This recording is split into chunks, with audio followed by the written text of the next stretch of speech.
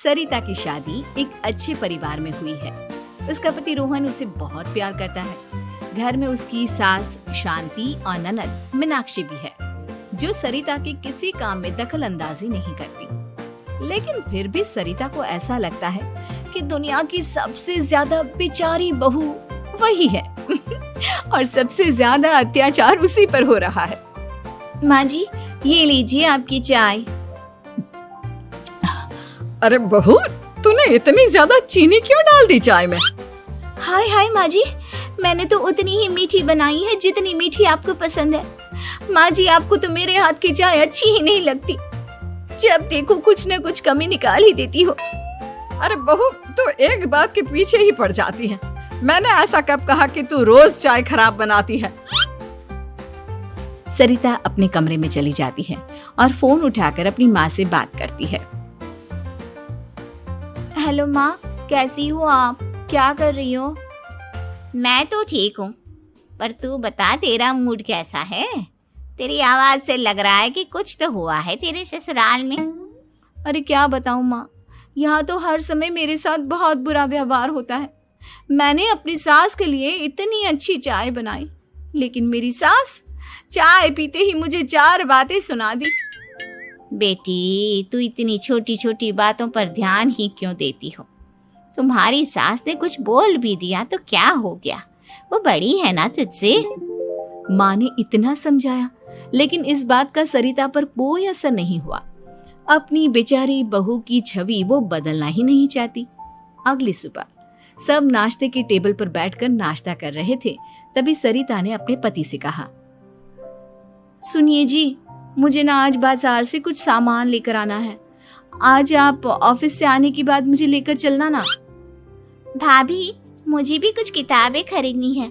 आप दोनों जा ही रहे हो तो मेरी किताबें भी ले आना। लो, अभी तो बात ही की है बाजार जाने की, तो एक फरमाइश आ गई। माँ जी, आप भी बता दो कुछ, और हाँ, मोहल्ले वालों से भी बोल दो अगर वो कुछ मंगवाना चाहते हो तो। बेचारी मीनाक्षी अपना सा मुंह लेकर रह गई। ये सब देखकर रोहन से चुप नहीं रह गया और वो गुस्से में बोला, सरिता, क्या हो गया है तुम्हें? मीनाक्षी ने तो सिर्फ किताबों के लिए बोला है। तुम्हें मीनाक्षी से इस तरह से बात नहीं करनी चाहिए। माफी मांगो उससे अभी। क्या? मैं माफी मांगू? दिन भर आपके घर के काम करूं मैं, आपकी और आपके घर वालों की बातें सुनूं मैं, और अब माफी भी मैं मांगू? ऐसा कभी नहीं हो सकता। ये बोलकर सरिता वहां से चली जाती है। एक दिन उनकी पड़ोसन घर आती है। अरे सरिता, क्या कर रही है? और क्या करूंगी भाभी जी, बस घर का काम ही कर रही हूँ। आप बताओ कैसे आना हुआ? अरे मैं तो तुम्हारा हालचाल पूछने आई थी, लेकिन तुम तो बिजी लग रही हो। कोई बात नहीं, मैं बाद में आ जाऊंगी। और क्या करूं भाभी जी, जब से शादी होकर आई हूँ ना, बस काम ही कर रही हूँ। और इस घर में ना कोई मेरी कदर नहीं करता। पति है जो बस घर से ऑफिस, ऑफिस से घर। ननद को तो कॉलेज से फुर्सत नहीं। बची सास तो उनका सारा समय मेरी गलतियां निकालने में लग जाता है। अरे ये क्या कह रही हो सरिता? तुम्हारी सास तो पूरे मोहल्ले में तुम्हारी तारीफ करती फिरती है कि तुम बहुत अच्छी हो, पूरा घर तुम्ही ने संभाल रखा है। हाँ तो क्या हुआ? इसमें गलत क्या कहती है? सच्ची तो कहती है। मेरी मर्जी के बिना इस घर का पत्ता भी नहीं हिलता। शाम को जब रोहन घर आया तो उसने सबसे कहा, कल हम सबको मौसी जी के घर जाना है। उनकी बेटी की शादी है। सब अपनी अपनी पैकिंग कर लो, सुबह होते ही निकल जाएंगे। और सरिता, तुम कान खोलकर सुन लो, वहां जाकर किसी की बुराई भलाई शुरू मत कर देना, नहीं तो मुझसे बुरा कोई नहीं होगा। हाय हाय जी, आप तो ऐसे कह रहे हो जैसे मैं सुबह शाम सबकी बुराई करती फिरती हूँ। आज तक कोई कह नहीं सकता कि मैंने किसी की पीठ पीछे किसी के बारे में कोई बुरी बात बोली हो तो। अरे बस बहू, बात को और ज्यादा आगे मत बढ़ा। हमें सब पता है तू हमारे साथ क्या व्यवहार करती है। ये बात घर तक रखना, शादी में किसी को कुछ मत बोलना, नहीं तो सब कहेंगे कि शांति की बहू कितना बोलती है। हाँ हाँ, सब कुछ तो मैं ही बोलती हूँ ना। आप लोग तो हर समय फूलों की बारिश करते रहते हो मेरे ऊपर। सारी गलती मेरी है जो मैं इस घर में आई। सबका कितना ध्यान रखती हूँ, लेकिन फिर भी मेरी तो आप लोगों की नजर में कोई कदर ही नहीं है। अगली सुबह सब लोग मौसी जी के घर पर चले जाते हैं। वहां पर शादी का माहौल होता है। सब जगह चहल पहल होती है, बहुत सारे मेहमान आए हैं। सरिता को वहां बहुत अच्छा लग रहा है। वो अपने मन में सोचती है, यहाँ कितना अच्छा लग रहा है, कितनी रौनक है। मैं यहाँ किसी से ज्यादा बात नहीं करूंगी। अगर मेरे मुंह से कुछ ऐसा वैसा निकल गया तो रोहन जी तो मुझसे गुस्सा हो जाएंगी। सरिता ये सब सोच ही रही थी कि वहां रोहन की कजिन साक्षी आ गई और सरिता से बोली, आप सरिता भाभी हो ना? जितना आपके बारे में सुना था, आप तो उससे भी ज्यादा सुंदर हो। हाँ वो तो है, मेरी सुंदरता की तारीफ सब करते हैं। मेरे मायके में तो सब यही बोलते हैं कि रोहन जी की किस्मत बहुत अच्छी है जिन्हें मैं मिली। लेकिन आप कौन है? मैंने आपको पहचाना नहीं। मैं रोहन भैया की कजिन हूँ। आपकी शादी पर नहीं आ पाई थी ना, इसलिए आप मुझसे मिली नहीं कभी। शांति मौसी और मीनाक्षी आपकी बहुत तारीफ करते हैं। क्या कहा तुमने? मेरी तारीफ? कभी नहीं। मेरे ससुराल वाले कभी मेरी तारीफ कर ही नहीं सकते। मैं इतनी अच्छी हूँ, मेहनती हूँ, लेकिन उन्हें तो मेरी कदर ही नहीं।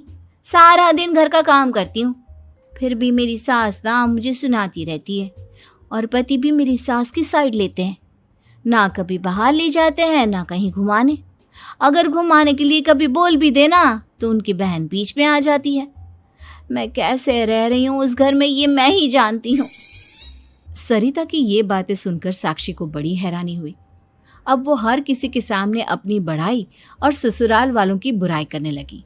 रोहन और शांति को सरिता पर बहुत गुस्सा आया, लेकिन वो चुप रहे। अगले दिन जब वो अपने घर पर आए, सरिता, तुमने क्यों सबके सामने मेरी इज्जत का तमाशा बनाया? तुमसे बोला था ना कि चुप रहना। अजी ऐसा भी क्या कह दिया मैंने जो इतना भड़क रहे हो? तुम जहां जाती हो अपना रोना शुरू कर देती हो। कभी किसी दूसरे की बात ही नहीं सुनती, बस अपनी कहती रहती हो। तुमने सबके सामने हमारा तमाशा बनाकर रख दिया है। हे भगवान, मुझे अपने पास बुला ले। जिस घर में मेरी कदर ही नहीं, उस घर में मेरा क्या काम? अरे क्या करूंगी मैं यहाँ रहकर? जो भी आता है मुझे सुनाकर चला जाता है। मैं तो किसी से कुछ नहीं कहती। सीधी सादी बहू मिल गई है ना सबको, तो जो जी में आए वो करो। सरिता ने अपने आगे किसी को कुछ बोलने ही नहीं दिया, और उस दिन भी उसने सबके सामने खुद को बेचारी बना ही दिया। अगले दिन मीनाक्षी कॉलेज के लिए लेट हो रही थी, इसलिए वो हर काम जल्दी जल्दी कर रही थी।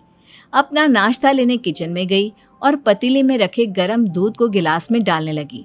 दूध का पतीला उसके हाथ से छूट गया और गरम गरम दूध उसके हाथ पर गिर गया। ओए माँ, हाय मेरा हाथ, माँ मेरा हाथ जल गया। मीनाक्षी की आवाज सुनकर सरिता दौड़ती हुई आई।